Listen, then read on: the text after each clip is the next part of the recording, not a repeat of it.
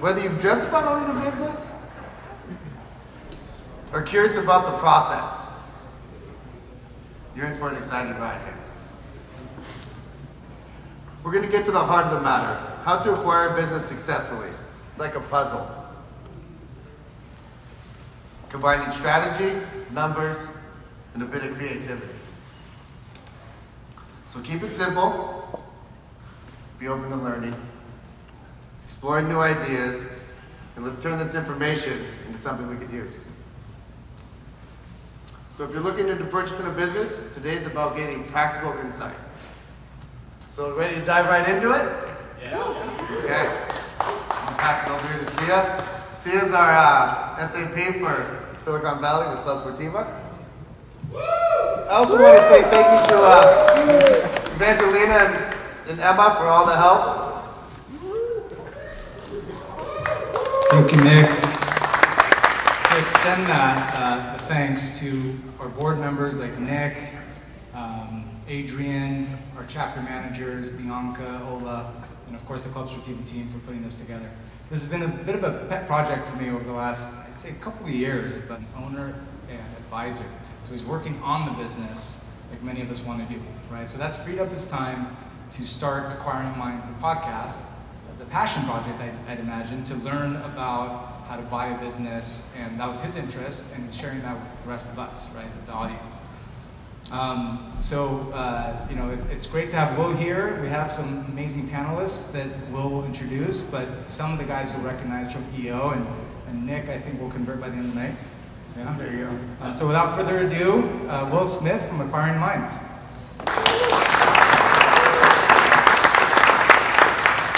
Thank you, Sia. Welcome, everyone. It's great to see such a turnout for a topic that's near and dear to my heart. As Sia said, my name is Will Smith, and I host Acquiring Minds, interviewing entrepreneurs who buy businesses. And when I say entrepreneurs, I do mean an entrepreneur. So this is not private equity funds or already wealthy people that we're talking about. This is many times a lone individual or a pair of partners who start from a standstill to buy a business. They often walk away from whatever track they're on. They go all in, take a big loan, usually an SBA loan, personally guaranteed, oftentimes, and search for months, sometimes longer, to find a good business to buy the business, and become owner-operator, leader of that business. I'll give you a few examples. So a guy in Dallas I know, Johannes Hawk, bought an artificial turf installation business in 2021. It was doing $5 million a year. 2 years later, this year, it's on track to do $15 million. So he's tripled sales in 2 years. And this was somebody who didn't have a business and decided that he wanted to buy one in 2020. Brandon Adams in Philadelphia bought an ice delivery business that was cash flowing $800,000 a year when he bought it. It was a bit of a rocky transition when he got in there, but he stabilized it and has since put in an operator so that he can go out, search for another second business to buy. And actually, when I talked to him recently, he actually has one now under LOI. So he is on his way to building a holding company of small businesses.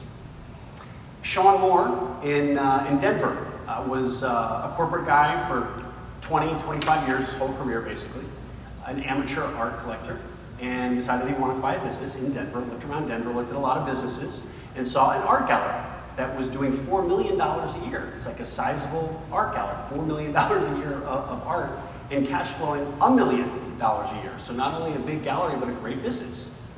He is now owner, operator of this gallery in Denver. And here in the Bay Area, there's a guy, Manny Saxena, who bought 3 street sweeping businesses, and in doing so became the largest street sweeping business in Northern California, and was himself acquired by a private equity developer. So these examples are just a sampling of Acquiring Minds guests from the last 2 months alone. I've talked to over 150 people who bought businesses as their path to becoming an entrepreneur. So this is something that there's a lot of interest in, more and more people are doing, and it's a really exciting thing. People have bought businesses since forever, but there's something happening now, which we might get into tonight, that kind of makes this a unique moment in time. 3 other examples of people who bought businesses are, of course, the 3 gentlemen that we have here: Nick Haschka, Corey Veverka, George Goetz. So we're going to spend the next hour or so hearing their stories, their perspectives from the front lines of doing this, and really try to unpack what this whole entrepreneurship through acquisition, or ETA as it's called, what this whole ETA thing is all about, how it works, why it's appealing, why now, and what the opportunity might be for you all as prospective business buyers, or if you're EO members, as maybe sellers into this ecosystem of people looking to buy businesses. So we will start with a quick round of intros, and then we'll circle back around and do each of your story in some depth. Nick Haschka, you want to start us off? Tell us who you are, where you're based, and what your business is. Hi everybody, thanks for having me today. Well, thanks for inviting me. Yeah, my name is Nick Haschka. I live in Los Gatos, and the business that I run day to day is an investment business, Cub Investments. But our main business that we run is called The Right Gardener. It's an office plant business based in San Francisco that we bought in 2017 from the retiring owner who ran it successfully for 35 years. And since then, we've diversified into kind of a broader range of different businesses and invested in a number of searcher-led buyout acquisitions, following a lot of the same patterns that we followed for our own office plant business. Great. Since then, we've acquired a bunch of local competitors and continue to run that business and grow and look for other opportunities. So you can see from Nick's story, which we're going to hear in full, how this isn't just necessarily buy one business and that's the end of it. It really opens up all kinds of interesting avenues. Corey, you want to go ahead? Yeah, Corey Veverka. I live in Alameda. I'm an EO San Francisco member. My business is, it's total validation services. We work in the pharmaceutical biotech world, making sure that new manufacturing facilities meet regulatory requirements. My story is a little different in that I bought the business from the previous owner that I worked for. So this is an employee transition for my story. Great. George? Okay. Great. And just one thing to be clear for the audience, typically we're going to get into a little bit more of the anatomy of what a deal like this looks like, but when you hear these earnings numbers, that's what the seller was earning. But typically the acquisition entrepreneur is going to see half of those earnings are going to go to the loan if they do it with an SBA loan. That's kind of the napkin math. So when you hear somebody, the art gallery buying $1 million, that doesn't mean he's getting $1 million. He's starting with 500 because the other 500 is going to the SBA loan. And it's crude oversimplification, but just it's an important thing to keep in mind. And another thing, just to piggyback on what Nick was saying, you heard him mention private equity a few times. And so that is a theme in this world because in some sense, what this is individuals doing private equity. And so you'll see a lot of people who formerly did private equity, George Goetz is one of them, decide to kind of go off and do it on their own. But there are parallels here, and sometimes, as Nick said, you as the acquisition entrepreneur might bump up against formal private equity funds who are competing for deals that you are. But anyway, cool. Corey, let's hear your story, please. Sure. So I was a mechanical engineer out of college, joined a big multinational engineering company, met my wife at work. We got married a couple years after that and had the opportunity to move from pure engineering into the testing side of things on a pharmaceutical project, which also got us the opportunity to move from New Jersey to San Francisco. So started learning the pharmaceutical validation side of things into a niche business. Built up a little bit of a reputation, and a smaller company, the owner of which we had actually partnered with, recruited me away. After actually a tragic accident with his number 2 that he was grooming to take over, he was looking for a new number 2. So I was that guy that was tapped to potentially take on a leadership role at the company with the possibility of taking on some level of ownership. It took a good 13 years, but we did finally make that happen. I can get into the details of the story of that. I was relatively young. I was maybe 28, 29 years old when I joined TVS as a project manager, leader, but it took a while to get mature enough and learn the business well enough that I was comfortable in leading that company. It's highly technical. There's a very small customer base, so building up the reputation within the industry was a key part of that for my niche business. So once I kind of got all of that a little bit under my belt, then I started feeling a little bit more comfortable, and the owner also felt comfortable in transitioning that. So it was maybe 10 years into the journey where it was like, okay, this could actually, we could actually do something here. And so the sticking point for us was financing. He was relatively, he didn't understand the market for how to get financing, so we struggled on how to finance that deal. I didn't have money. I also had a business partner that I was hoping to bring along as well. He didn't have money. We just didn't have enough money to capitalize it. And I heard a radio ad for an SBA, for Comerica Bank, that we do SBA loans for owner-financed acquisitions. I'm like, oh, wow. So I scribbled down the note, called him up, and kind of told him the rough numbers. And at that point, I think we were doing about $4 million top line and like 27% or so EBITDA. So we, very strong business. And when I told the bank that we had a management team ready to take over who knew the business, they started to become comfortable because it was most services businesses. They're kind of weary of doing that type of that loan. So it became real that we could actually make the deal work from a financial standpoint. And so then then it took 2 years of negotiation with the seller to work out the deal, the structure of the deal. He wanted to be 100% out. He didn't want to hold any, there's no seller notes, nothing. He wanted 100% out. So that was also a little bit of a sticking point, but we worked through all the numbers on that. And at the end of the day, when I had the confidence to be able to run the company, my wife Tanya was also working in the business as well, and so I had that going for me as well. So the confidence, the experience, the knowing all the clients in our business lowered that risk threshold for us to be able to make that move. Fantastic. Thank you, Corey. George, let's hear your story. Great. Let's see. I'll go way back. So I'm 4 years old. My dad's a physician. We lived on a big house on the hill. I don't remember how much before, but he started this business called Magic Mini Makers. And they made like these. It's probably carcinogenic. I don't know. You probably can't sell them in California, but they're these plastic sheets that have little characters on them, right? And you cut them out, you punch a hole in it, and then you put them in the oven, and they shrink up in these little charms, put on bracelets and necklaces and stuff. So it was kind of a side business. He's doing pretty well. And he gets this big order. I don't know what the numbers are. It's $1 million order.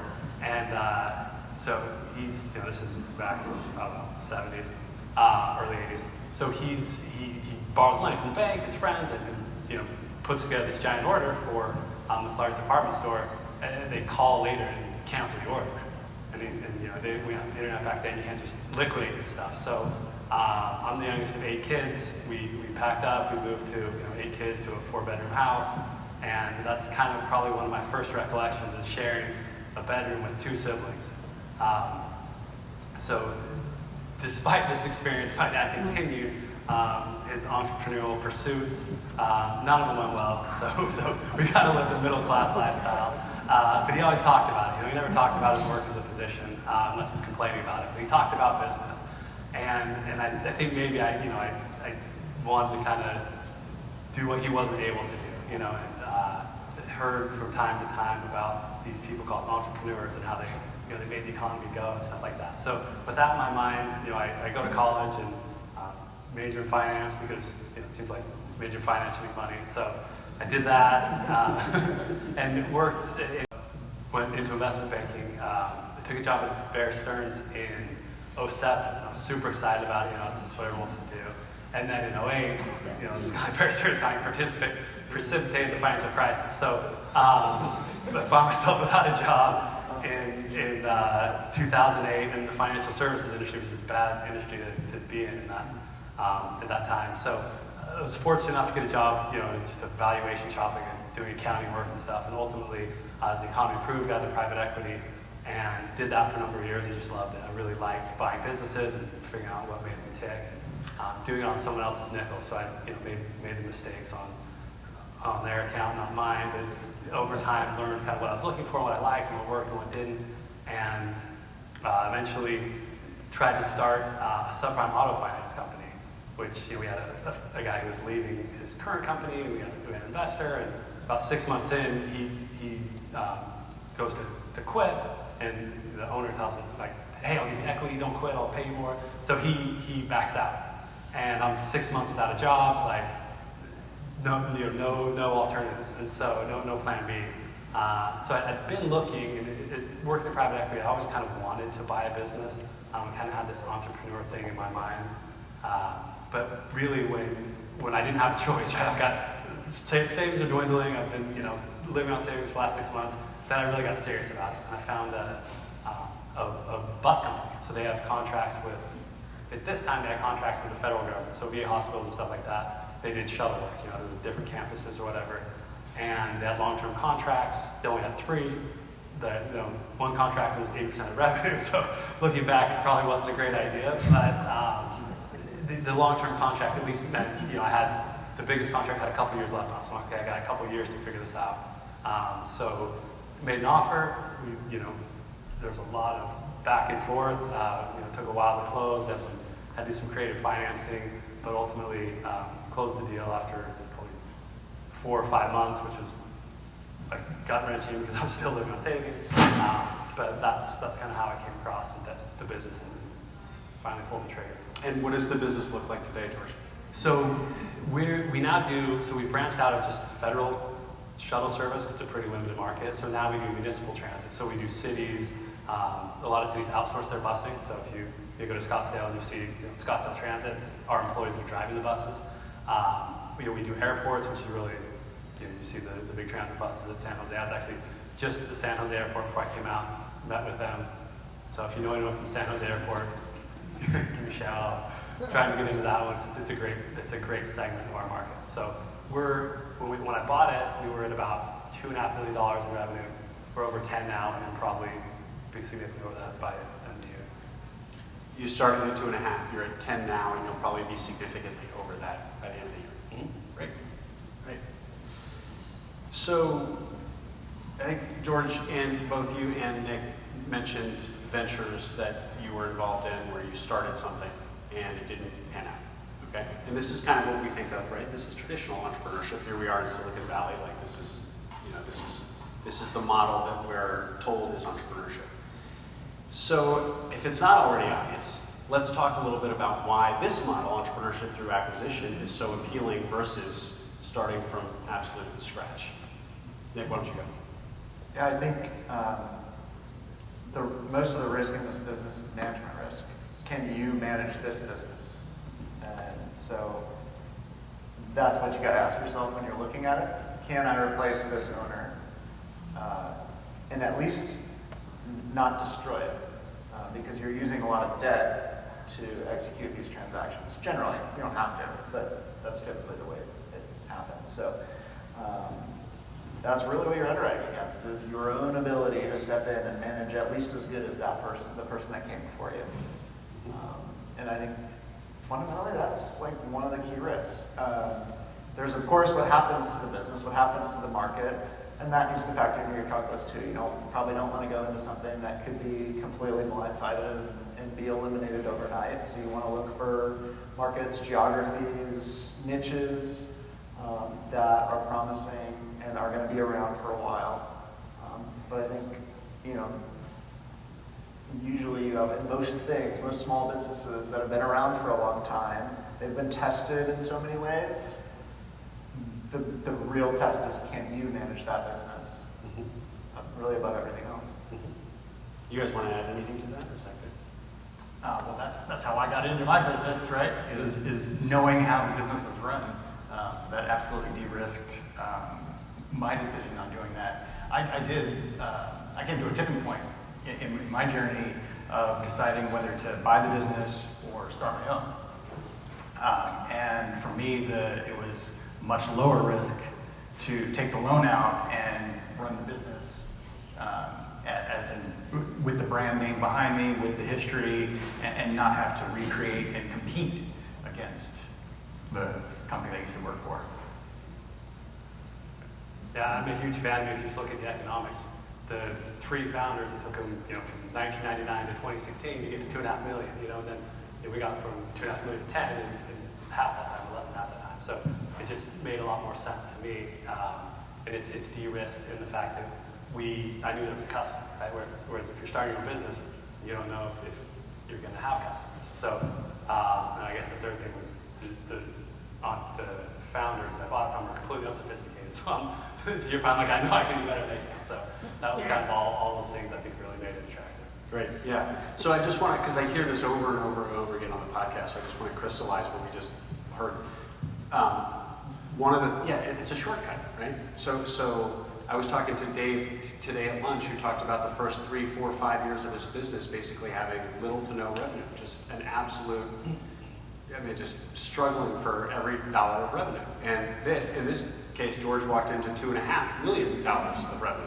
So it's a completely different, like the product market fit that you hear so much about in tech, these businesses already have it. Another theme that you guys just mentioned, one pattern you see a lot here is that acquisition entrepreneurs will buy from retiring owners, because those make sense, right? A boomer who wants to retire, that's somebody who's kind of wants to get rid of their business. Otherwise, if you have a good business, you probably want to hold on to it. And in many cases, if somebody's held on to a business for years and years, founded and been in a business for years and years and years, and if they're maybe a little bit older and they didn't grow up with TikTok or whatever, they may have been resting on their laurels a little bit. And so there's a lot of untapped potential. So the theory goes, this doesn't always pan out, but so the theory goes, there's a lot of untapped potential. Sometimes it's just putting in technology, you can get some quick wins, but maybe it's just new energy, maybe it's marketing and sales. A lot of 65 and 70-year-old retiring owners just haven't been hungry for a while. And just you coming in hungry, new eyes on the business, a lot of energy, a little bit more tech forward, you can get some quick wins. So that's another one of the kind of patterns that you see a lot. Has anybody here bought a business, or the business that they now own? Hands high. How many do we have? Oh, we have 1, 2, 3, 4, 5, about 8, 9-ish. Great, awesome. Okay. We've also touched on this a little bit already, but let's hear Nick, if you would. Give us the kind of the napkin math of what an SBA loan style small business acquisition looks like. Just so not too many numbers, but yeah. So if you look at kind of for us, what we would consider kind of a down the middle SBA deal would be $500K of seller's discretionary earnings. That would mean you take their net profit line, add back what they're spending on interest, because that's a financing expense, add back anything they're paying themselves, because that's discretionary. They get to set with their salary, they get to set their benefits, they get to set how much cash, how much they put personal gas money they put on their business, all that stuff. So you kind of back out of all the benefits that they are paying themselves in different ways. And you want to get to what is the discretionary number that they are essentially earning off of that business. And then you usually kind of slap a multiple on that. Often that's going to be in the 2 to 4 range at that level. As the earnings goes up, you think of it, that's a more desirable level of earnings. Multiple tends to go up. With the obvious exception, if the business is fundamentally unstable, fundamentally declining, the owner's doing work that nobody in their right mind would ever or could ever do. We do see situations like that. Multiple goes down in situations like that. But for the most part, call it 2 to 4 times. So for if you get one at 4 times, you're probably paying for something that's pretty good, probably a pretty desirable job that earns $500K. You're going to pay $2 million for it. You can go get a loan for, call it 70 to 90% of that. Usually 10% to 20% will be the seller writing a loan to you. That's often required by the bank because they want to see skin in the game for the seller. They don't want the seller to be able to walk away knowing that they have just handed you this thing that's about to explode. So their skin in the game is they'll write a loan to the borrower, to the buyer. And then the rest of it can be done with an SBA loan. The rest of the debt can be done with an SBA loan. And usually you need to come up with between 10 to 20% in cash. And that can be done either yourself or you can turn to the equity market and go find private investors who will put up cash for your acquisition. Usually they will want to see you put in the borrower, the person who's going to step in and run the business, put in some meaningful amount of equity, even if it's not the whole thing, but there's no substitute for writing a check into the deal in terms of aligning interests, putting skin in the game, making sure that the person is committed. And it just needs to be meaningful from their point of view, as in like relative to their net worth, relative to their available liquidity. And it's ultimately up to the equity and the debt investors to kind of make that determination.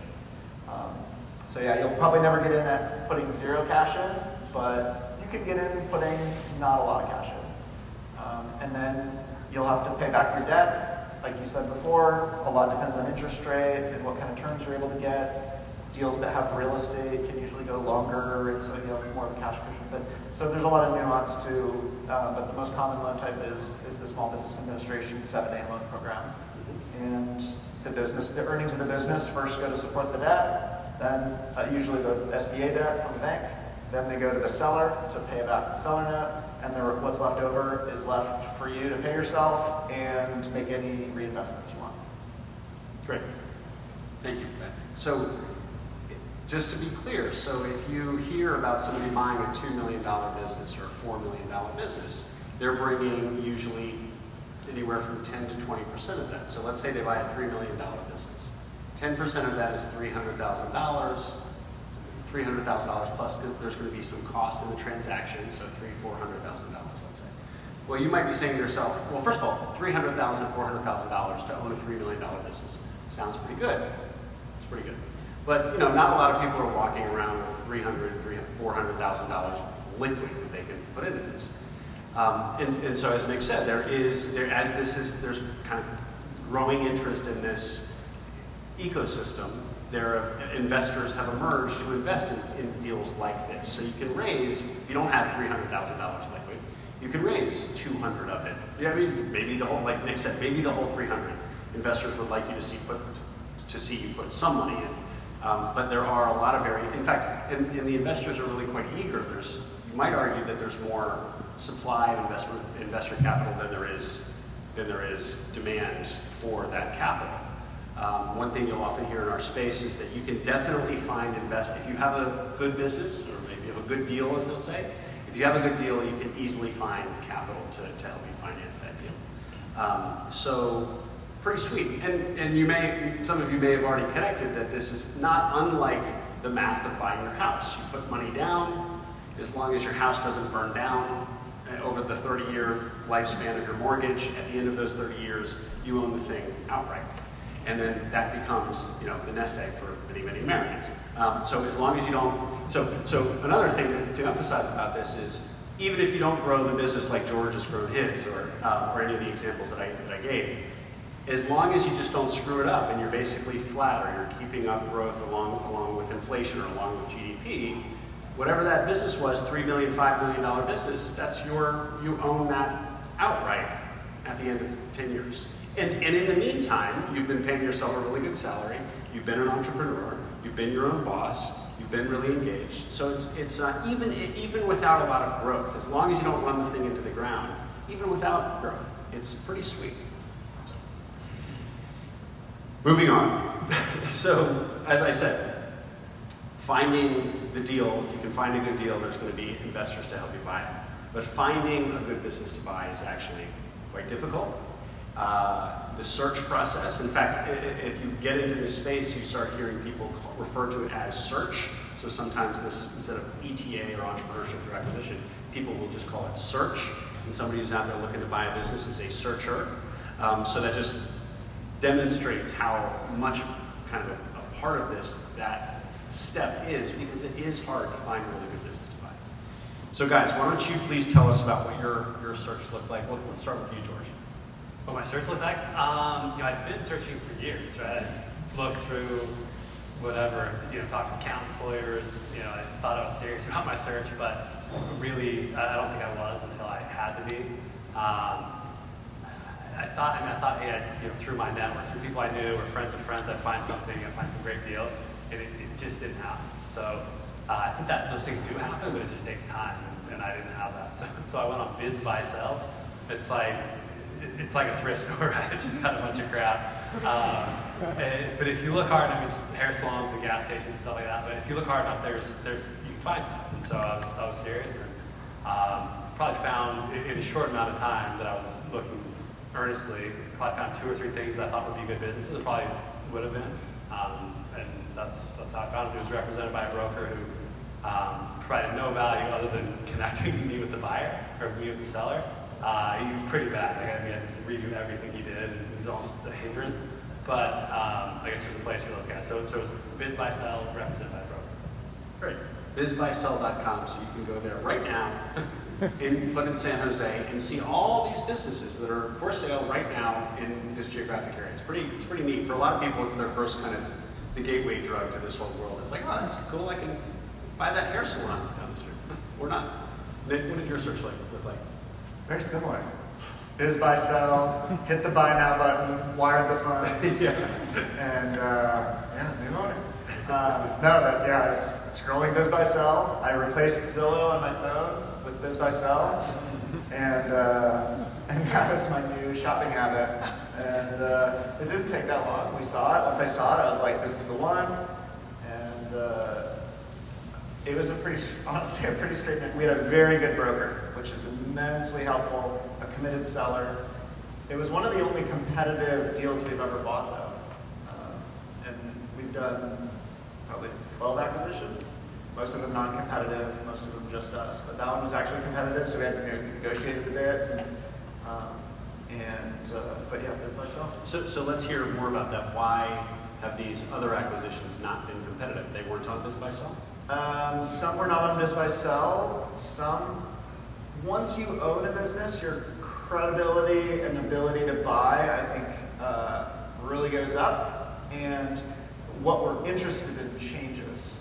Because what we needed for the first purchase was a business that was good enough on a standalone basis as a going concern, where the job of the owner that we were buying was imminently replaceable, something that we could do. With all the follow-ons, we already had all the infrastructure, we had the business. Like, it almost didn't matter as much. We just had to make the numbers work, and everything else could be figured out because we were already in the business. What we were buying was less. It was less of like kind of the aggregate sum total of that business. We were kind of just getting what we need, what we wanted, and what we needed, and what it made sense. Mm-hmm. And almost everything else was much smaller. And as I said before, the smaller you go, the less expensive, the less desirable it is. Like, not that many people are going to want a job that pays $30,000 a year. You could go to McDonald's and get that.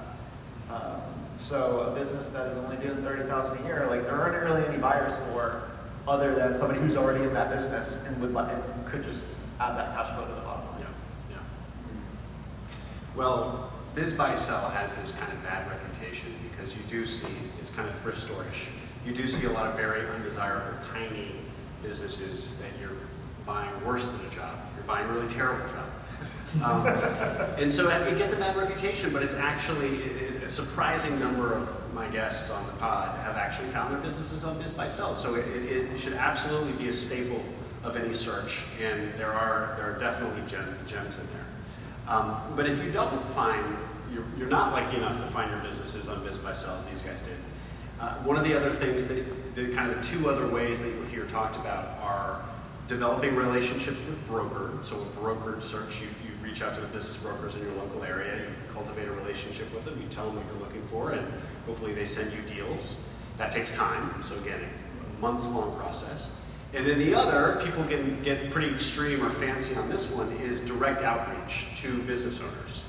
So some of my guests have done very elaborate, sophisticated systems where they scraped databases and, you know, looked for just the NAICS codes they were interested in, at the size they were interested in, the zip code, and kind of triangulated revenue and employee and headcount and so on. And these very elaborate models, and then email, cold email, and then try to find the email addresses of the owners, which are not listed, so they're guessing at the email addresses, and then doing this at scale, so hundreds and thousands of outreach like this. And then basically spamming, spamming business owners, saying, hey, I'm interested in buying a business and becoming the owner-operator of your business. Would you be interested in having a conversation? And as you can imagine, those emails generally are not responded to, but some people swear by this method, and there are plenty of stories of people who bought businesses this way. So, and that's called proprietary outreach. I don't know why it has such a fancy name. Corey, a big part of your story was that you didn't have to do a search because you bought the business that you worked in. One of the big aspects of your story about the actual acquisition process is that, as you said, that you hear the radio ad that Comerica Bank offers SBA loans to help you buy a business. Your seller and you, neither of you realized that this was possible, that you could buy the business. So I think that's another thing that when people learn about this space that blows their mind. It's like, oh, I can buy a $5 million business. So talk more about that and like your seller's realization that you might be a guy. You weren't a millionaire yet. So and he's like, all of a sudden it's like, oh, you can buy my business because of this SBA thing. So tell us about that. Yeah. So just rough numbers to give some context. He was looking for around, he had valued the business at about 5x of EBITDA. And so we were doing about $1 million at that time, so he was looking for about 5. We negotiated it down to about 4 for the goodwill, and then we bought $1 million in accounts receivable so that we had our operating cash to move forward, right? So that was pushing the edge of the SBA limit, right? So just taking a step back from that, interesting point of this is that he, as the previous owner, went to his bank. He was with Wells, and he had asked, "Would you finance this deal?"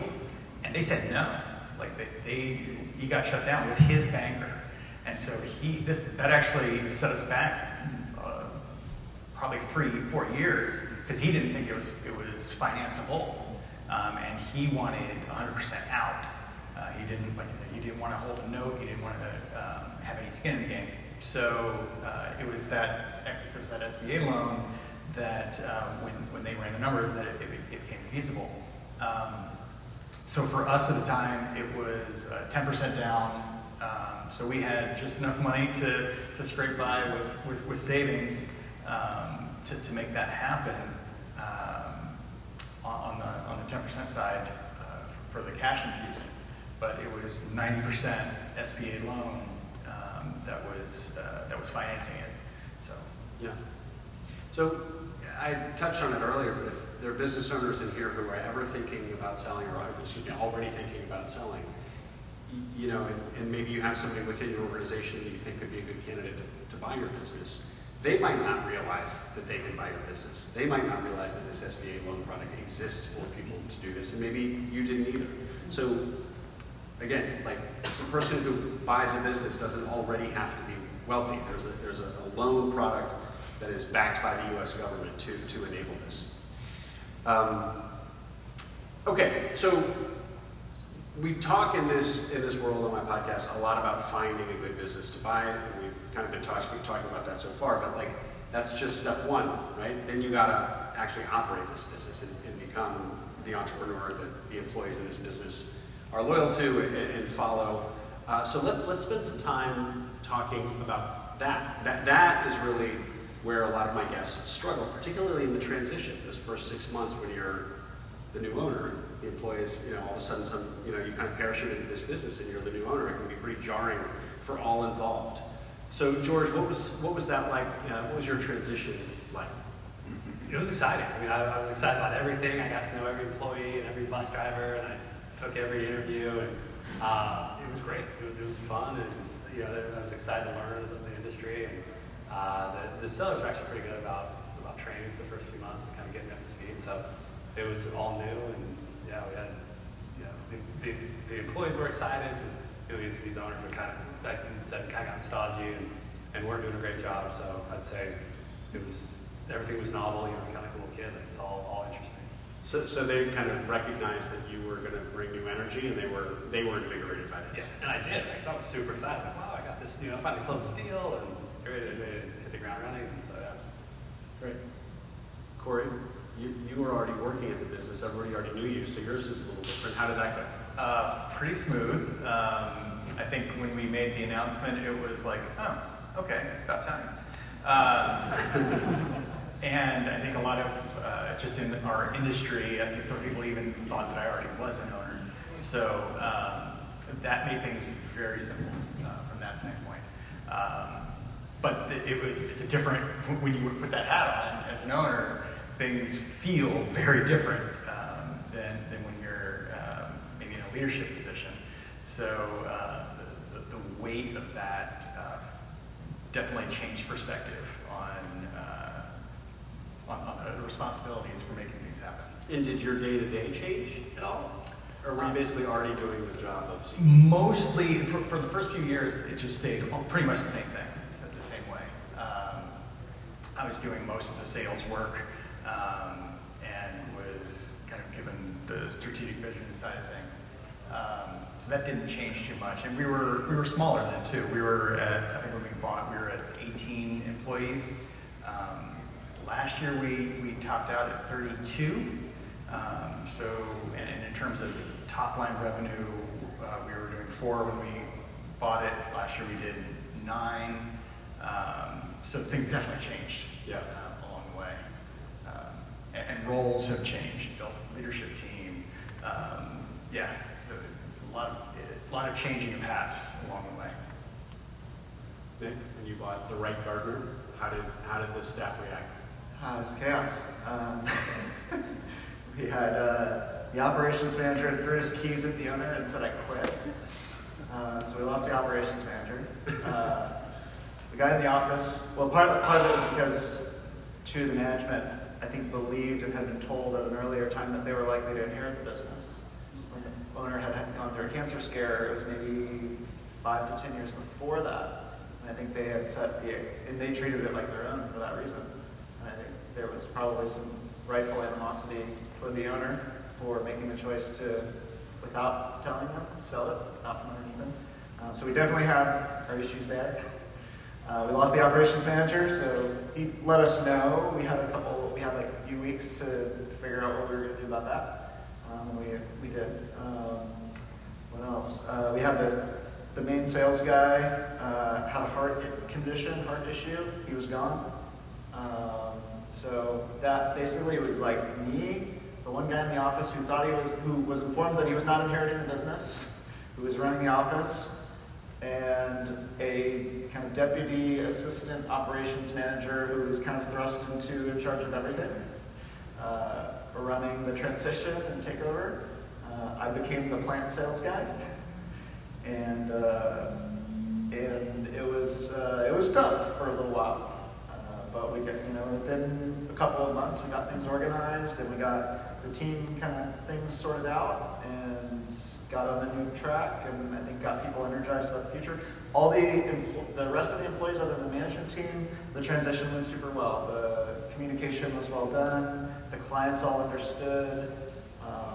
the communication planning and all of that was pretty, I think, well done, thoughtfully executed, and went smoothly. But the initial, the people at the top, that was tough. Yeah.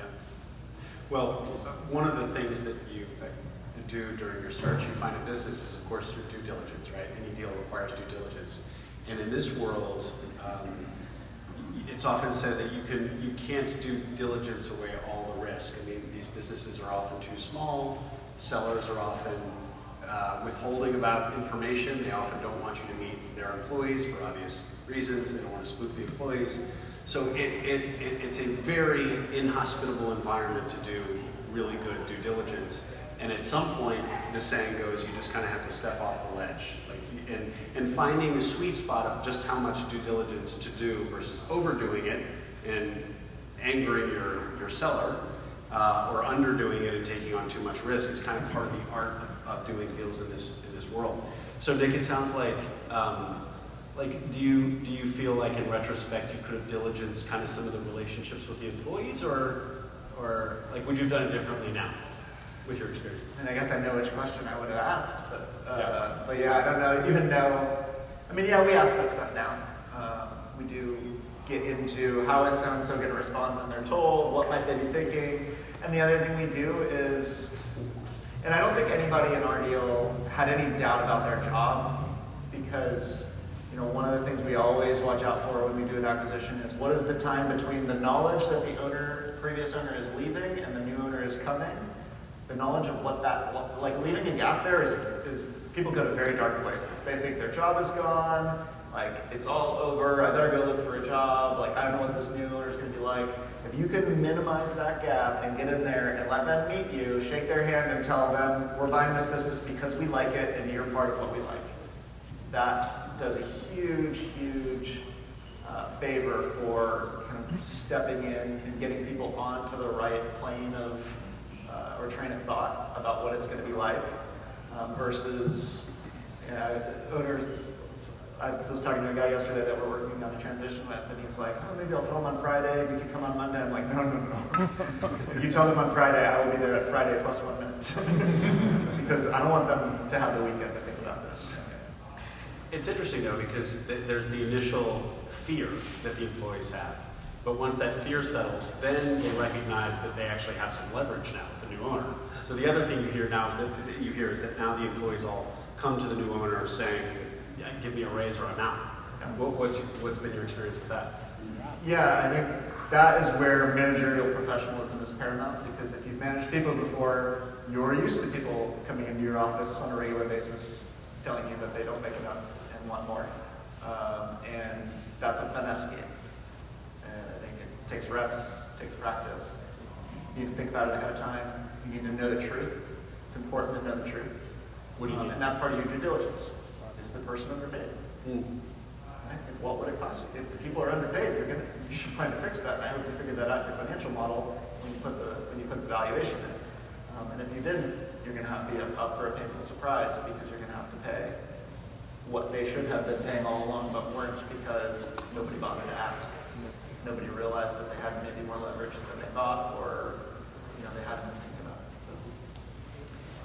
Nick is touching on something that they call the J curve in acquisitions, where if you imagine like an XY axis and the J curve is going, it's the direction of your revenue over time. The point is, it goes down before it starts going up again. So you buy a business that supposedly generates $500,000 a year cash flow, and when you get into it, you expect the same.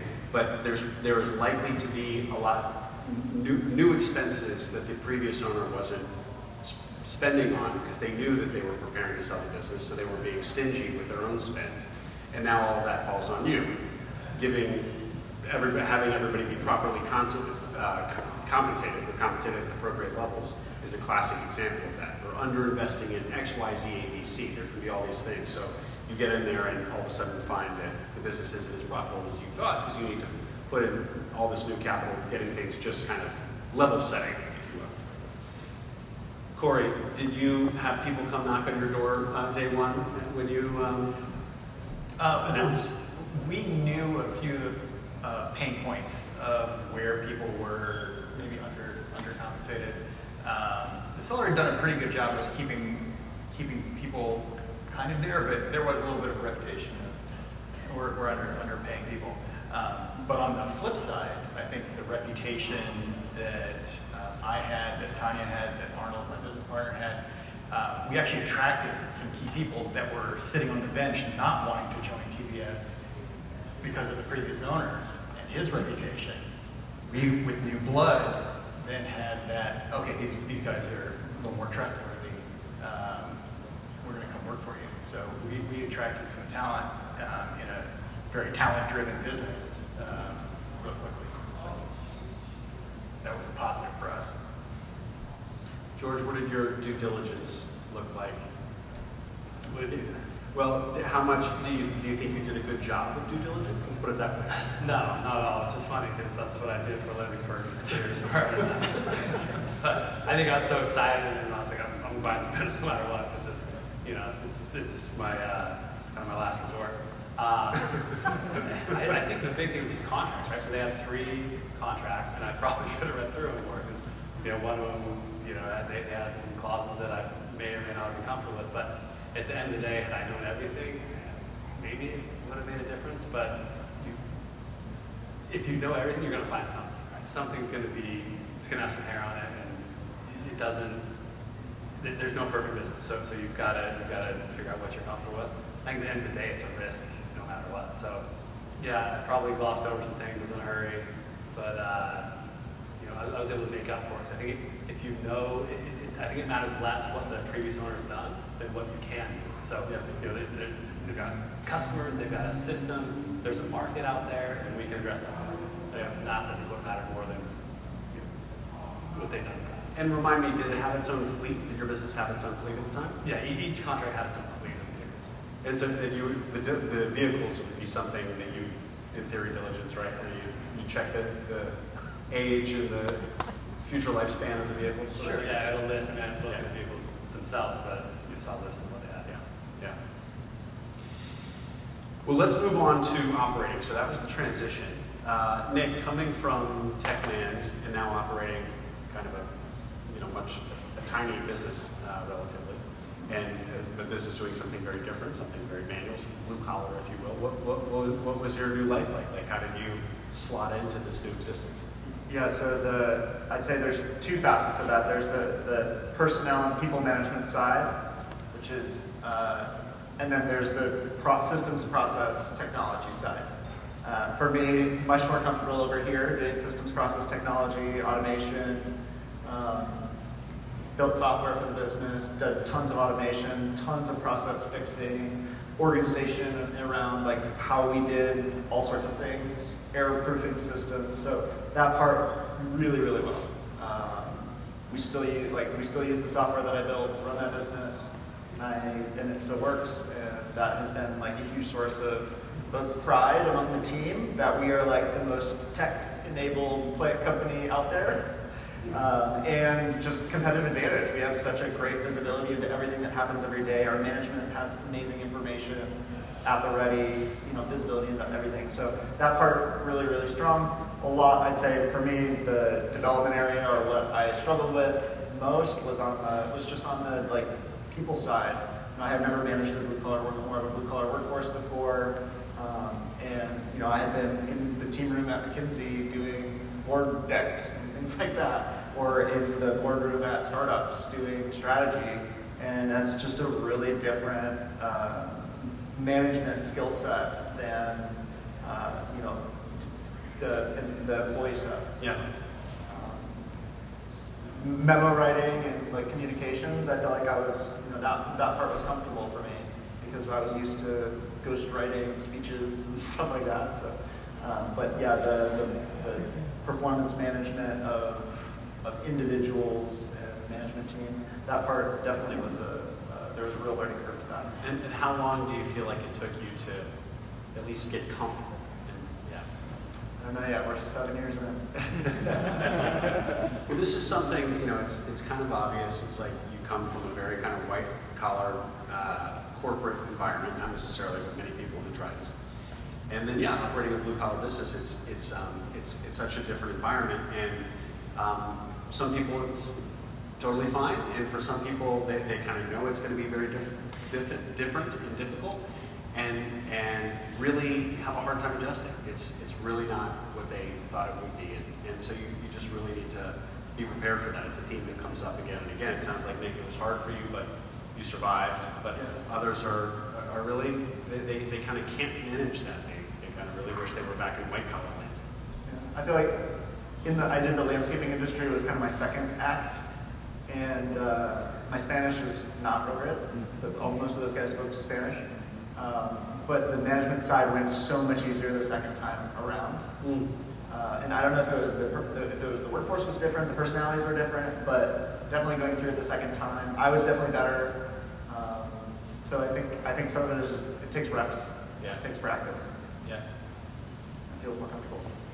George, former private equity guy, buying a bus business. How did you adjust to your new work? I don't know, maybe I'm just more blue collar art. I like that. We got our first big contract in Scottsdale, and so I met all these bus drivers, right? And it was exciting and energizing. It's just hear their problems and kind of what they were doing, just saying hello to them and shaking their hands and listening to them for a minute. I mean, it's kind of impractical to do that every day or for the majority of your time. But for that first time, it was really cool. It's cool to see them what they thought about the company, what their perspective was, because you don't really see that. And they were super excited. They were excited to have someone listen, and that meant more to them than a few extra bucks, And they got really enthusiastic about just being heard. Yeah. And just one thing to be clear, like there is a lot of acquisition of blue-collar style services businesses in ETA, in acquisition through entrepreneurship, but it's not exclusively that. Corey bought what is essentially a consulting business. People buying e-commerce businesses. I mean, all manner of businesses. So don't get me wrong, it's not always a blue-collar business that's being acquired. Caroline Chapdelaine here bought a room full of scientists. So very different type businesses, but the blue-collar service business is a common one. So these are themes that come up a lot. So we all kind of look alike up here on stage, and you will notice if you check out my podcast that there's kind of that vibe on my podcast as well. So if you don't look like us or you don't come from a corporate background or whatever, who's doing this? What do they look like? This is a question for you, Nick, because you're an investor. So you see a lot of deals. You see a lot of people who are out there searching for a business to buy and looking to raise capital. Is there a type?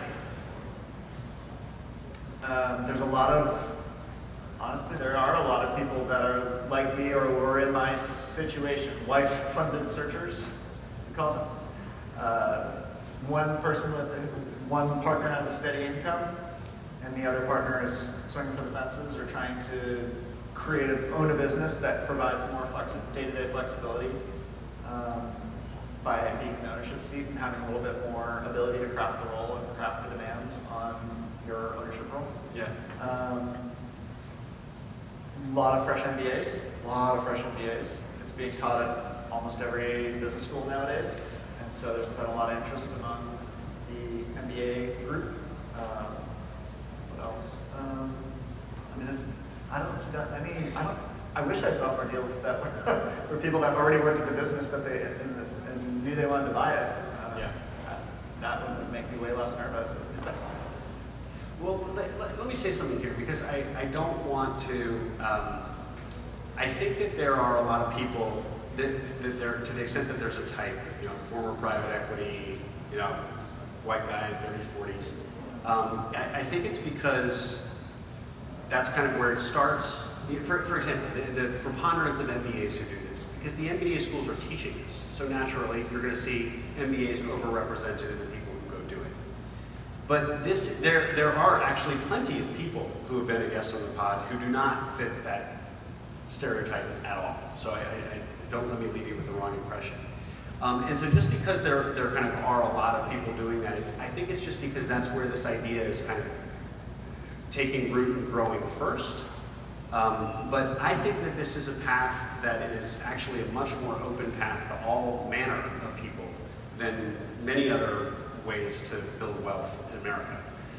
So I definitely have had people who are older, who are from underrepresented backgrounds, who are younger, who are women, who are men. And I'm not just saying this because you have to say it in 2023. I genuinely believe this, and it's a really powerful path for all. So don't let the fact that there are a lot of kind of white MBA types doing this make you think that that's who does this, and if I'm not that, I can't do that. Yeah. Okay. So let's talk about a little bit selling. I don't really, I don't know the audience, but this is an EO event, so I imagine there are a lot of business owners in the crowd. I don't know that anybody is actually looking to sell their business, but like this growing market of people who are eager to buy a small business, a really solid small business, represents a pretty interesting opportunity for people who do want to exit their business. So I guess the question would be, actually, let me ask for people who are owners here. Has anyone received an email from some random person being like, hey, would you be interested in selling your business? Let's have a conversation. Every day. Every day.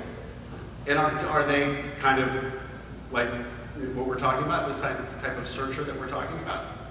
I would say, especially in tech, you get it a lot. You get it every day, some email.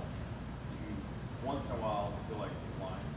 They very quickly run away if you're not willing to sell like one ass. It's really interesting. So yeah, every single day there's somebody who maybe love off and you have some random person, some groups, something almost every day.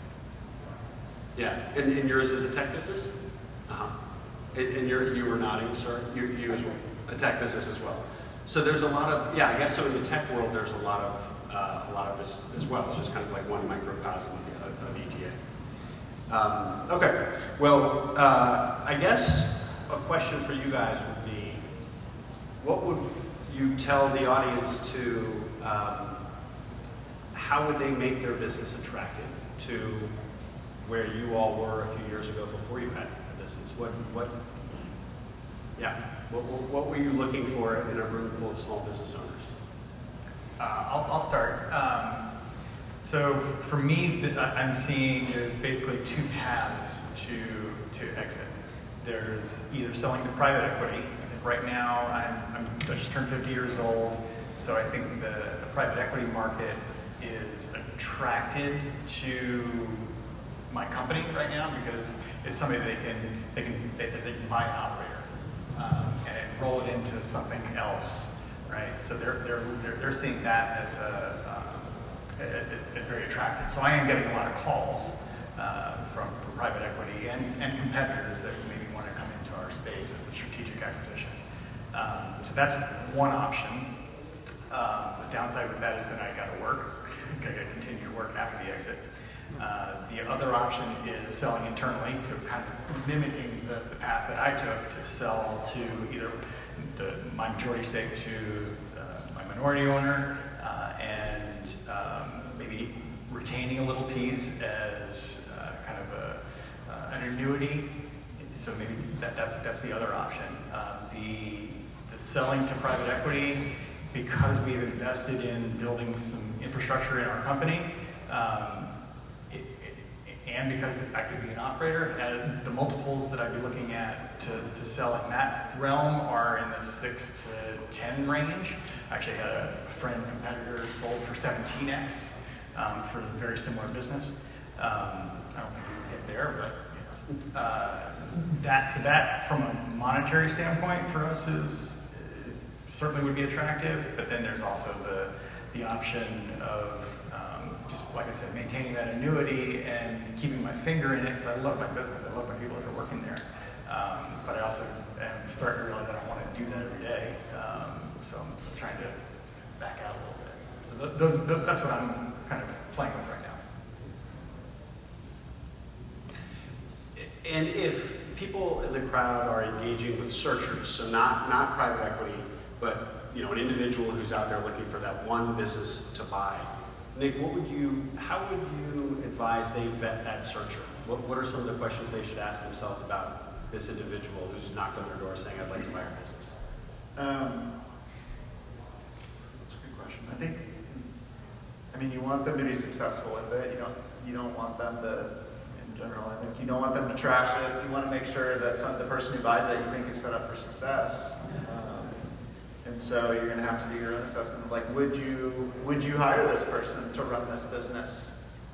And if the answer is yes, then maybe that checks at least that portion of the box. Now, that doesn't necessarily mean you should sell to them, because if you could sell it to a strategic or to financial and get 3 times as much money or more, you're probably better off going that route. But if you have a business that is a likely exit pathway, where there's not going to be a real private equity interest or strategic interest, then I think that's a decent way to skin in. Maybe it depends on what you want, right? If you think you want to work there and have a longer tail of income, but just not be the one responsible for everything, the one who gets the call in the middle of the night when whatever happens, or then maybe you want it to be somebody that you would work with or that you'd want to work with. If you think more and you're working on SBA, you can get 100% SBA financing for the app. So you don't, so your cash requirement is pretty minimal, subject to limits. But I think the SBA limit goes up if you do that. We didn't do that. We were able to finance it internally, but it's definitely valuable. For us, it was like the first go at it, and we built the systems and processes for how to do diligence, how to find them, how to research them, how to due diligence them, how to close on them, how you do the transition, how you integrate, and how you take over. And that served us tremendously, because we kept doing it. Each time we would do it, we'd just get better at it. And so getting on that curve of getting better at it each time, the biggest jump up was the first one. Mm-hmm. And so it's kind of like your strategy or your approach evolves from let's just do our first deal to see if we can make this thing go, to all of a sudden now you're kind of rolling up a services business within a local market. Right. And so that just kind of evolved naturally, like once you got better at it, you just kept going. Did it become a well-defined strategy at some point? Oh yeah. Yeah, it definitely became, after the second one, it became like well, how many of these are there? And every time I'd search, I'd find more. Well, how old are these folks that own these? Oh, they're old. And then you do the outreach, and then you find out eventually, or people tell you about it, you make it known. We went to our suppliers and like, hey, we bought this one, and then we bought this one. We're really interested in expanding and continuing to buy more. If you know anybody who's looking to exit, send them our way. So we just kind of projected that and made it known that we wanted to be a buyer of these things. And then at a minimum, you'll get a look. You get a chance to know what's possible. And I think at this point now, we've done it so many times, like people know us, I can give them references. Hey, you don't have, I think I'm great, but you don't have to take my word for it. You can call these 3 people and they'll tell you everything, everything they didn't like about doing with me if you ask them. And that goes a long way toward getting people to decide to sell. Just deciding to sell is a really big mental commitment for us. Yeah, I'm meeting with somebody next week somebody who's 65 years old. Got a smallish business, but complementary to what we're doing, and we can just roll them right in. And he has some confidence in me as a buyer because I've got a well-established, running business. So he feels like it could potentially take care of his employees, and that's his motivation. So. And Corey, is this kind of like let's do this once, see how it goes, and then if it goes well, like, this could be an interesting second chapter of this business sort of thing, and do it proactively? Yeah, absolutely. There's plenty of, in our world, there's plenty of smaller mom and pop shops kind of thing that they're getting a little older, they're ready to retire, and there's probably quite a few of those that are out there for us George, how do you think about acquisition opportunities, bolt-ons? Sure. Well, if there's anything I learned from the first acquisition is that it's hard. And so I think if something came my way, something in the industry, I'd look at it. But for the amount of time and energy that it takes to acquire and get a business interested down the path and actually seal the deal, that time's a lot better spent in the business, right? I can grow the business, you create a lot more value than that. So that's where I'm focused. If I know someone who's got a relationship and someone comes across, I've looked at a couple things, but generally, unless it's a really good fit, I've passed on. Well, so two perspectives there I think are kind of in contrast but interesting. So you heard Nick say like it's like once imagine it, it's hard to do your first deal. Get credibility with the seller. Get in there, learn the business. Like you're starting from, you're blind, you don't know anything, you have no credibility. So, and you get it done anyway. So imagine how much easier it is and it feels to then do a second and third deal once you're a known entity, you're in there and you've proven to yourself and to your employees and to the industry that you know what you're doing. So, and like Nick said, sometimes, word gets out that so-and-so sold his business to this guy. So I guess, and so other people in the industry who are competing with so-and-so or knew so-and-so reach out to the guy and say, hey, buy my business. So you actually can get inbound deal flow, which is such a contrast to when you were doing your original search and you're kind of fighting to find any good deal that seems worth buying. So it can be this great shift. And a lot of people on the podcast say that they didn't necessarily expect to buy their second and third and fourth business in so soon, but the opportunities just found them once they got into that first business. So it can be pretty, it can move pretty quickly in surprising ways.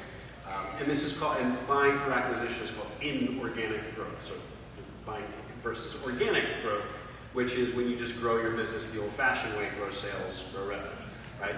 And George just finished saying that inorganic growth, future acquisition, subsequent acquisitions don't work. That he feels like he can add more value just by growing organically, just through more sales. And so this is kind of like I wouldn't say a debate in this world, but it's every business. It's a decision you have to make. Is it that should I go inorganic or organic or some combination of both? And the real incredible stories in this space that you hear are where there's kind of a roll-up opportunity and an organic. So you buy all of these businesses like Nick started doing here. And then each of those individually are also growing organically, because then there's this incredible kind of exponential effect. And those are the crazy stories that you hear about. One other thing I would just say to this crowd of business owners that I think that is exciting about ETA 2 is, probably some of you have felt at times that you might be a little stuck in your business. Like maybe you have grown it to where you think it can grow without doing some crazy thing or some totally new strategy or partnering with growth equity or something. It's going to be really hard to grow it much further. You're kind of a little tapped out. And so you say to yourself, well, it's either just continue on or start something else from scratch, but I just spent 10 years building this, so I'm not going to do that again for the next 10 years. Or sell, but I don't want to sell. And I think what's really interesting about ETA is that if you can figure out an operator to take over your management of the business, you can go buy another business. And it doesn't necessarily have to be a related business. I'm not talking about doing a roll-up or growing inorganically. I'm talking about something completely separate. So you have now two small businesses. And so it's a way where I feel like entrepreneurs who've built businesses that they eventually kind of feel stuck in. It's now a new path that they can take their career. If they can figure out a way to step out of that first business and find that operator, which is a topic for another day. It's a hard thing to do. Okay, we're starting to get toward the end here. Just a few more questions. But Nick, I wanted to ask you, so you have graduated now from not only buying these businesses and operating them to being an investor in the world of small business acquisition. I've already touched on that a number of times. So what is that? Give us a picture of kind of what that looks like and what deals look like, and just share with us what that's all about. Usually it starts with somebody emailing me, often a cold inbound, saying, hey, I'm looking to do a search. We'll do an introductory call, talk about their search, what they're interested in, and where they're headed, then often a long silence, sometimes occasional check-ins, and then... Because they're searching. Yeah, because they're searching. They're out there looking for... Occasionally somebody will come back and then say, I found this business, looks interesting, what do you think, what do you think? Have you looked at one of these before? And we'll have a discussion about what is attractive about it, what might be challenging about it, if I know anybody who's done it, whatever, do kind of the networking thing. And then if they get to, sometimes we'll talk terms of like of a letter of intent with the seller. They're trying to think about how to price it or what the risks are going to be, or we'll talk through that stuff.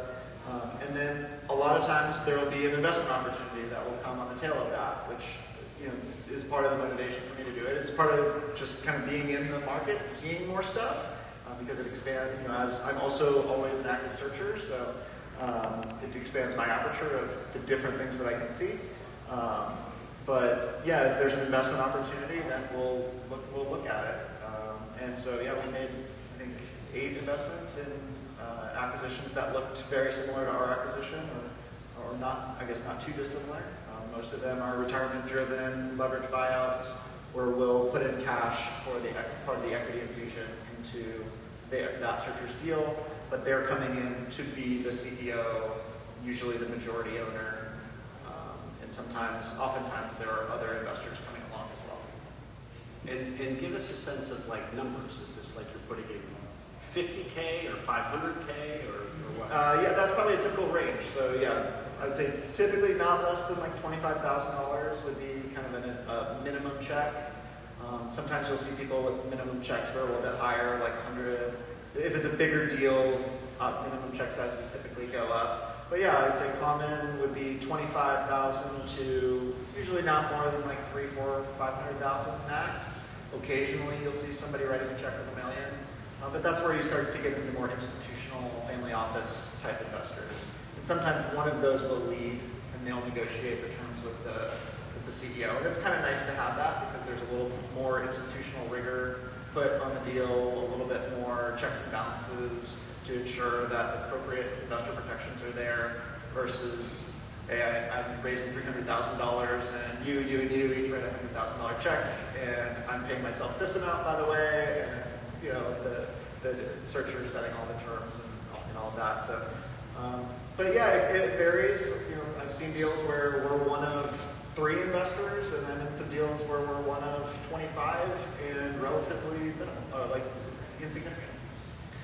And your expectations for these investments, is this kind of like venture where one enormous success pays back all of your investments and the others go to zero? Or the opposite end of that spectrum where you're expecting a more modest return, but all of them to kind of, or most of them to return some money?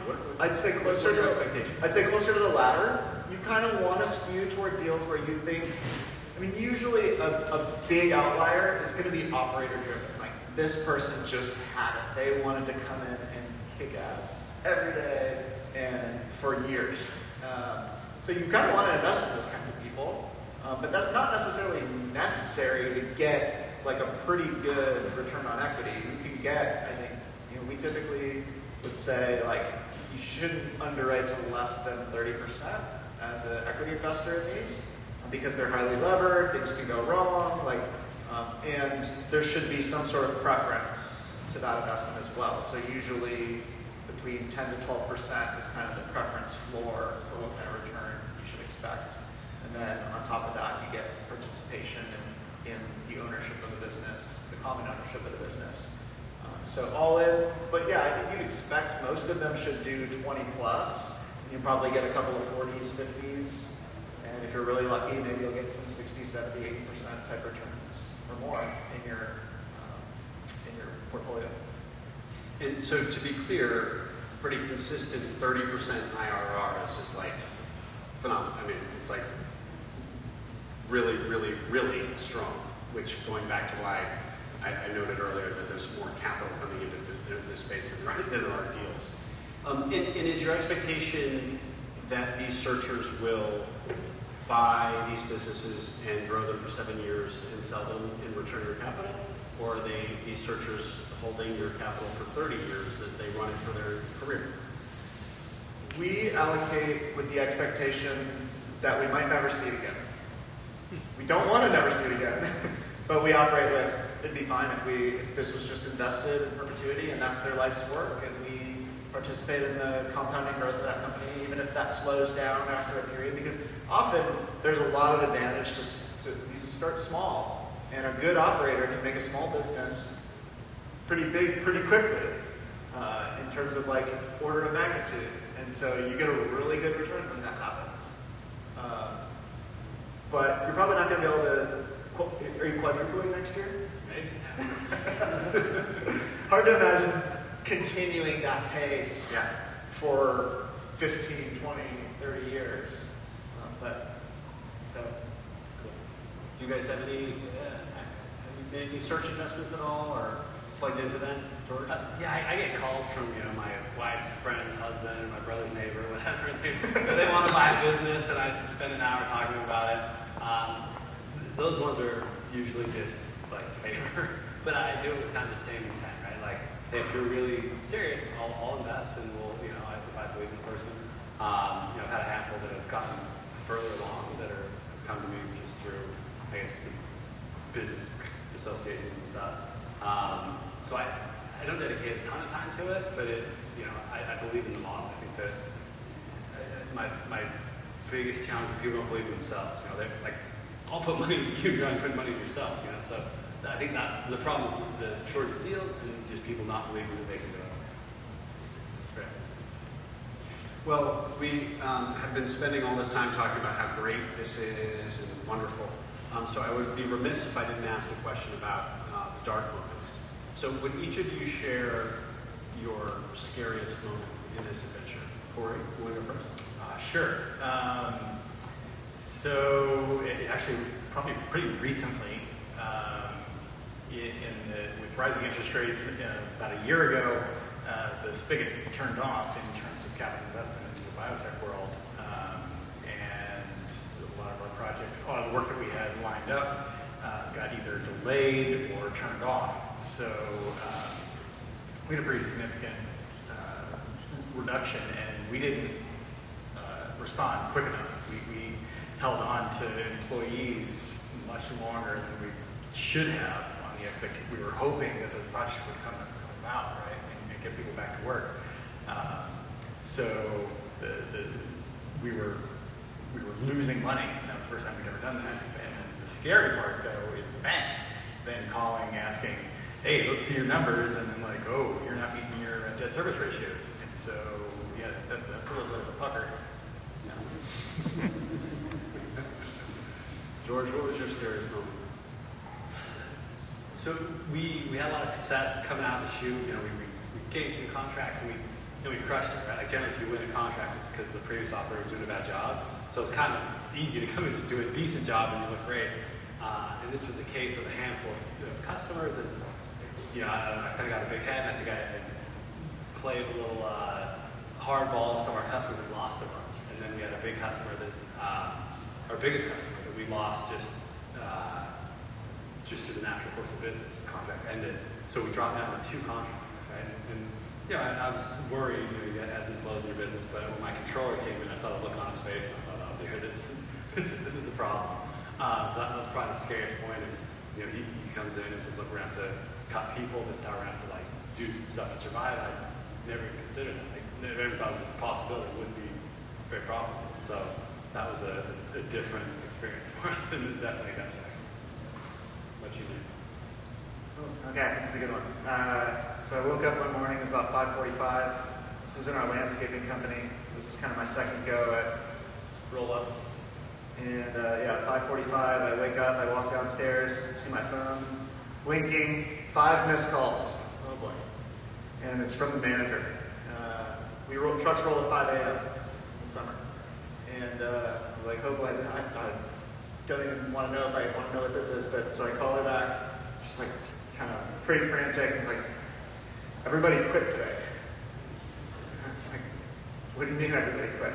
It's like, they quit, they walked home, they wanted me to fire the foreman, and because they were mad at him about something, and they were all drinking buddies, and they were drinking over the weekend together, and they decided they're going to quit on Monday morning.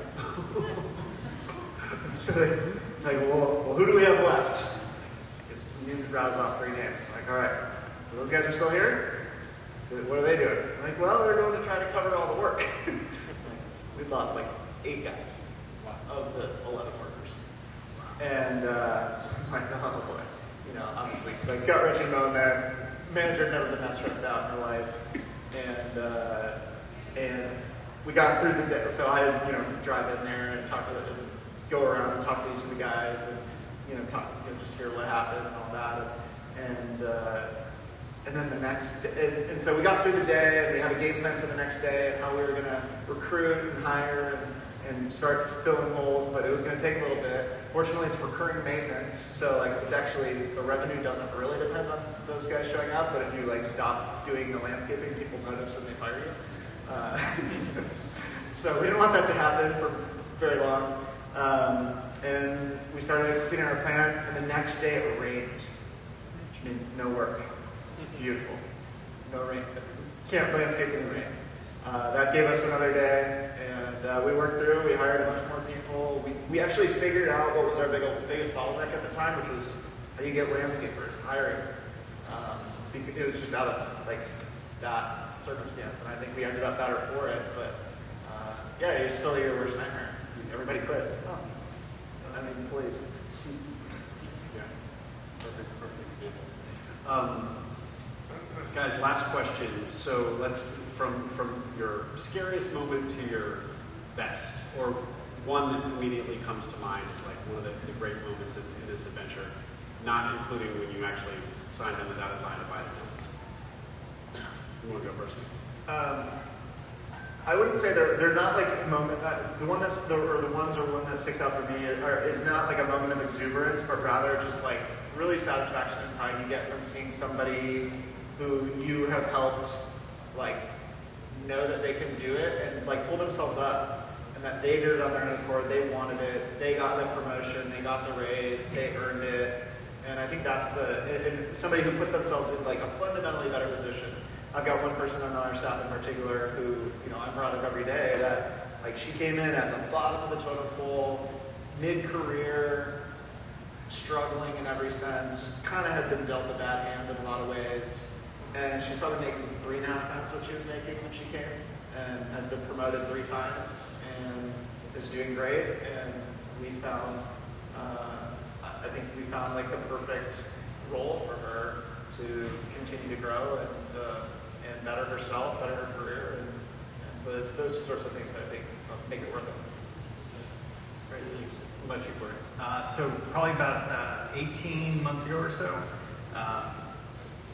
when interest rates were still low, we refinanced our 7A loan into a fixed loan with a private bank, and took our house out of the SBA. So that was kind of the yes moment, and probably one of the smarter business-specific moves as well, given that we'd be paying 2.5 times what we are now if we were still in the 7A. So yeah, definitely that. Great, congratulations on that. What about you, George? So when I bought the company, just had a couple of small federal contracts, and so I'm like, hey, we're gonna do this municipal thing. We go after cities, big cities, and we've got $2.5 million in revenue. So I put a bid in for the city of Scottsdale. It's a $2.7 million annual contract, right? It's double the size of our business. Put a lot of work into it. Kind of just my philosophy is I'm gonna put out a bid and just forget about it. I'm not gonna obsess about it or whatever. So a few weeks go by and I'm actually an EO, and I get a text and someone's like, hey, can I come work for you? And I'm like, oh, 208, what's that? And then get like boop boop boop. It's all okay. I'm gonna see what's going on. So it turns out like we won the contract, and all these drivers knew about it, and they were reaching out to us. So that's how we found out we just doubled the size of our business. It was exhilarating to say there is a market to do it. Great. Well, see, I think we'll open it up to questions now. We're right at time, so we want to make sure we give the audience a chance. Did you anticipate the shift to zero-emission vehicle mandates coming out of California? And are your operations in California? And I mean, our capital investment in a trucking industry is now just tripled. Yeah, based on your size and what you need to do, and are you prepared for that? That was a big shift, and I don't know what the timing was when you bought your business compared to when those mandates came down. I'm just curious how you're pivoting for that. Yeah, so we've been fortunate that most of our customers buy the buses for us, or the buses that we own will, we plan to replace them before we have to buy electric. But at this point, it's almost impossible to get electric, so we kind of get a pass. So it hasn't crushed us, but that's the kind of talk of our industry, like how do we get this done, how do we meet our requirements. But from capitalist perspective, it moves.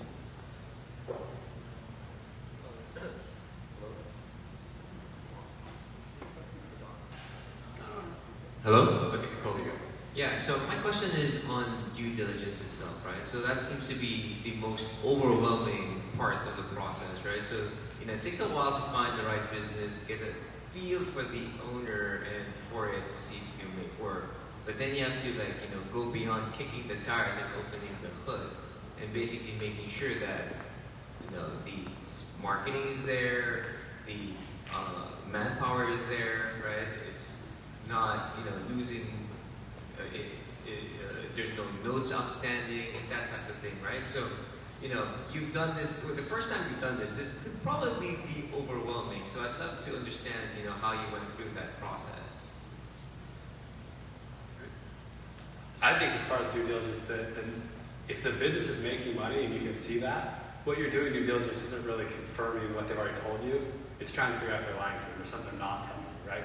If a business is making money, it's probably going to continue to make money unless there's some change coming down the pipe or something that they're not saying. We've got a big customer that's going to leave. I would say that's really what due diligence is to me, is trying to see if there's a gotcha out there that's your biggest challenge, right? I mean, the documents they provide to you, is there going to be fraud? Yeah, probably not. And that's, you have a legal recourse if there is. So it's really just that kind of question. Why are they selling? Is there something that they know that I don't? I'll just say one thing. If you're buying really small, like we typically do, tax returns, if they're lying, they're not going to lie on their tax returns because they would be lying the other direction. And so that's a good check. Check the P&L, check the tax return, and if they line up, probably in pretty good shape unless their accounting is flat out wrong. And in the case that they're not doing it right, but then you check it against the bank account, and usually between those three, if they're going to lie about their earnings on tax returns, they're going to want them low. And on their P&L, what they're giving you to show you how much money they're making, they're going to want it high. And then ultimately the bank account, cash has got to be there. But yeah, I think knowing what to ask for, knowing what really the killers are likely to be, and making sure you check those out. And a lot of these sellers, at least those that we've dealt with, they're older, and you can't just bury them in the list you downloaded from your friend at Blackstone, because that list, they won't do that list. You need to make that list 98% shorter.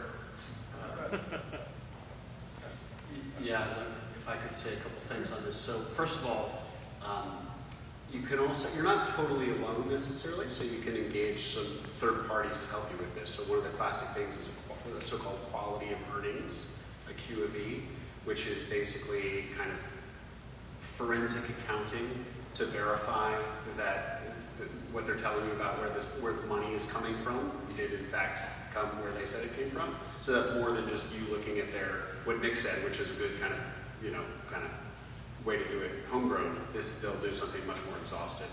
You pay for that, so that can be, I don't know, $10,000, $15,000, $20,000, maybe not that much, but it's an expense. You have to calculate whether or not it's worth it. Obviously, the bigger the deal is, the more likely you're willing to invest in something like that. The other thing is that the SBA, your SBA lender, can also serve as something of a backstop. Because if it looks like a terrible investment, they're not going to underwrite it. So you do have kind of that. Now, you shouldn't be outsourcing, in your own mind, you shouldn't think that you're going to just outsource all of due diligence to whoever you can find. A big part of doing this well, is you bringing your own ingenuity and, thoughts about the future, and you're the one with the relationship with the seller. So you're right, it is overwhelming, and you really need to invest yourself in that process, but you're not necessarily flying completely alone as you do it. Yeah, so quick question about, so let's, for easy math, I funded my business a decade ago, $3 million, 500 grand in EBITDA. If I wanted to buy another business that was like either, one step below or one step up in the supply chain, let's say it's another $3 million business, am I going to have to give up equity in my current business in order to do that? Or can I fund it in a way that that's like a separate business, even though the intention is to kind of roll it into one business ultimately? Good question. Ultimately, it comes down to structuring. If you're operating two separate legal entities versus one, and then if they're common ownership on top, if you're dealing, I think it's situational depending on what it is and what type of financing you're looking to use. Generally, it's advantageous to leverage the equity that you have in your business. You'll get better terms, better pricing. A lot will be better to bring it all together under one umbrella. But of course, there's certain drawbacks associated with that from an asset protection standpoint, and probably others. And even if you do, in your own mind, kind of segregate these two opportunities, your current business with this new acquisition that you want to do, the bank or wherever you get your capital, they're going to look at your whole picture. They look at you holistically. So they're still going to factor in the fact that you have this business. Now, I don't know the intricacies of whether or not you do it in that entity or in a new entity or what, but it's not like they're gonna want to see the entire picture of what your deal is. And that should work in your favor. The fact that you have built a business to $3 million and now you want to, grow it through an acquisition, like they smile upon that. That's a good thing. So it should be in pretty good shape. First of all, thank you all so much for being here and sharing your time and experience. The M&A market globally is down because of economic factors, roughly 44% in the first couple quarters of this year, from what I understand. Well, how do you see that adjusting, closing out the year, and moving forward for 2024? And then if we happen to have a minute, I would love to have any experience that you all have with platform roll-ups or building out platforms for acquisition. Thank you.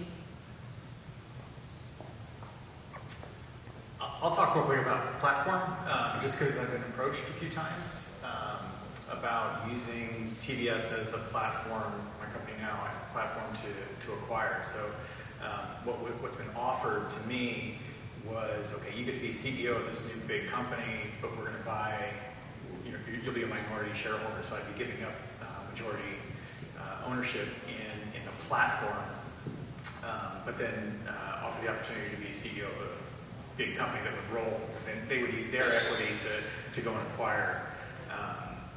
So I'll just tell you my thoughts on that process. I was like, well, if I'm giving up all of my equity and somebody else is going to make money on it, I'm just going to go figure it and self-finance it myself.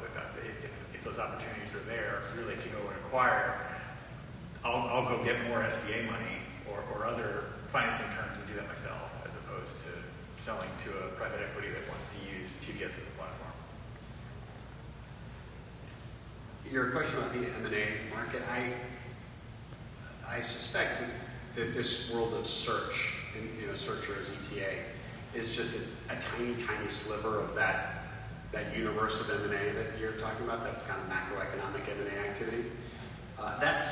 So I'm not sure how much it bears, but that said, you definitely are seeing, obviously interest rates affect how expensive it is for a searcher to buy a business, because that SBA loan payment has gotten a lot more expensive.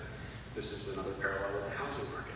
And so one of the big conversation points in this world is, small business, the selling price for a business needs to come down so that those loan payments become palatable to a searcher. And they haven't really. So there's this, not unlike the housing market. Housing prices aren't coming down, even though they kind of need to. The buyers and sellers kind of need to meet, and it's just not happening yet, according to the scuttlebutt in lenders and stuff. People do see a lot of deals. So there's probably been a little bit in our little universe here of ETA and search. There probably has been a little bit of a slowdown, or the deals that are underwritable or look attractive to a searcher, there are probably fewer of them because the criteria, the threshold they need to clear now, because the SBA loans are more expensive on a monthly basis, is higher. Yeah, I think cost of equity is continuing to go down because there's so many investors that want to invest. Cost of debt is continuing to go up. They're kind of meeting. So like I'm working on a roll-up platform. I'm working on a roll-up platform right now that we're planning to just do all equity to start off with, just so you can move faster and kind of go big and go faster and go all equity and bring debt in later when you can get better terms and better pricing on the debt. Yeah, as far as the global M&A, I think it's probably irrelevant because most of it's distorted to the big deals. But in our business, like I've never been busier as far as like deal volume. There's a lot of businesses that can be sold today that couldn't be sold a year ago because of the COVID look back. There's just so much distortions in the 2020 and 2021 years that people weren't comfortable buying them, and now that as that's kind of rolling through, the banks are learning how to interpret that. That said, the credit box is getting tough, so the debt financing is a little tricky to come by, with SBA as a minor exception, because the SBA lenders are still lending because they're guaranteed by the government, and there's a secondary market there, so they can offload those loans. But for anything outside of SBA, it's tough. The debt market is making it really, really hard to close. Just a little bit quickly on your question about roll-ups, because that is something that invariably comes up in this world. So I was at a conference last weekend, and this was a topic of conversation. So, you know, do you, as somebody who's interested in buying a business, should you have some grand plan to roll up an industry? And some people said yes, but some said no, because it's more like what happened with Nick, where, for example, so there was somebody at this conference who, he and his partner bought a home care business, so home, not healthcare, just home care. And they weren't intending some big roll-up, but they get into this industry, and there starts to be other acquisition opportunities, and so they've acquired, I don't know, 7, 8, 9 businesses, and they're at over $10 million in EBITDA. Now it's a really big business. But even then, so wildly successful as a roll-up. But even they said, like, we didn't set out to do a roll-up. We found one good company, and happily, you know, all of a sudden all these other acquisition opportunities materialize. But we recommend that you, searcher, you first-time business buyer, just try to find one business. Just, you know, do your first deal, and then we can talk about roll-ups. And in many cases, you might get these opportunities to buy more businesses anyway, happily. But like it's getting a little ahead of yourself to think you're going to execute some grand roll-up strategy doing this for the first time. Leave that for like the really sophisticated private equity types who have like spent a career doing this. Okay, so we're going to take one more question, and then we'll have the rest happy hour at the bar. I like happy hour. So have you guys ever been in a situation where you went into contract, but the other parties seem to have signed it in bad faith? And how can you either prove it, go around it, or strategize how to get away from that kind of a deal? In bad faith would be? In bad faith of making claims, and like you all have said, going through your due diligence, however, finding after the fact that the numbers that were provided were elaborated and not so forthcoming. I did have a situation like that where, I mean, the business I bought, they actually lied on the taxes. So we had a seller note, and we just clawed back some of that money on the seller note. And that was before the actual purchase. We found out afterwards, but in due diligence, I mean, they attest that their taxes are correct. They weren't, and so we put together a number, and you know, they were mad about it, but there's not a lot they can do, right? One of the things that you about due diligencing these small businesses, as we touched on earlier, is that it's really hard to do truly comprehensive due diligence. They're just too opaque and too messy, these businesses. And so what you try to do is look for good proxies, you know, good signals that can inform kind of a larger truth. And the honesty of the seller is a perfect example, because a novice might see a little fib by the seller and say to themselves, well, I can overlook that fib. It was about something insignificant. But really, you should interpret it kind of more in kind of a more meta way, which is this is a signal. If this person is lying about X, they're probably also lying about A, B, C, D, E, F, G. And you don't want there to be untruths up and down the business. And for a seller who tells you a lie, it's very likely it's not the only lie going on. So it's a good signal to run away. Good. I got the question that all entrepreneurs have, right? The daydream question. So, including for our host. So what is, in an ideal world, not market economics and news and all this other stuff I talk about much, but what ideally does your exit look like? And then what's the next business after this? You go first. I haven't got this. Dad?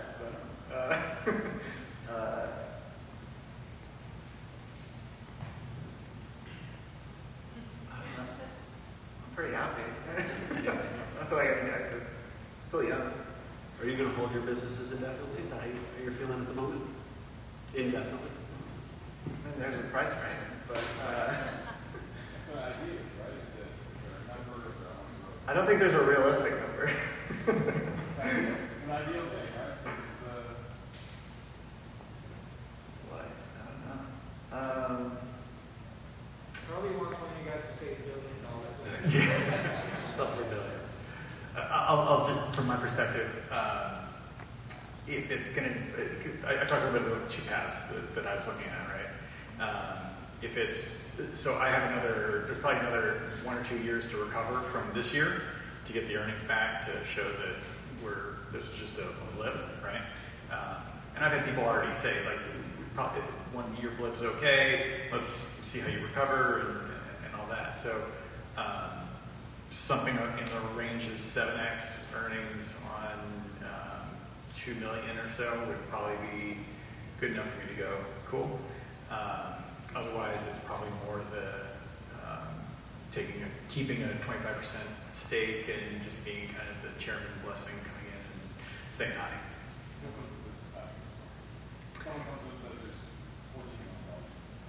Oh, that's a great question. What was the question, please? The question was, what would be next? The second part of the question is, what would be next? It may not be a business. It may just be coaching rowing or coaching track for just kind of giving back. So I've got to make sure granting wishes. I'll tell you mine. So I'd like to sell to a strategic and take it over. So one of these companies that's too big for me to realistically get to in a lifetime, I'd like to run. So my proposition is, hey, you want to buy my company, I want to be the CEO, and I'll take less money for an opportunity to run this and some kind of equity or some kind of warrants or options in the larger entity. So, no, I don't. I had an answer. So, I would love. If somebody offered to buy Acquiring Minds, I wouldn't sell it. I mean, I haven't been more invigorated by where I'm at professionally in a long, long time. So I absolutely love doing this. I love talking about it, thinking about it, meeting all these interesting people. It's very entrepreneurial in some ways. I kind of have a tech background as well, and in some ways it feels more entrepreneurial than big tech or tech. So I really want to just keep growing what Acquiring Minds is. I'd like it to be more than just a podcast, and I have some ideas for things I could do with it. Now, having interviewed 150, 180 people about this topic and just talked about it and talked about it, never done the thing, I do feel at some point just to prove to myself that I've learned something these last 2 years. I feel like I want to get it in. I have a lot of knowledge about it, but it's very academic. So I would like to apply what I've learned for no other reason than there's a lot of thoughts kicking around. Yeah. We'll talk. All right, so can we get a round of applause for Bill on the panel? That was great. I also want to thank our esteemed again, Bill Christensen, Plus Pertiva.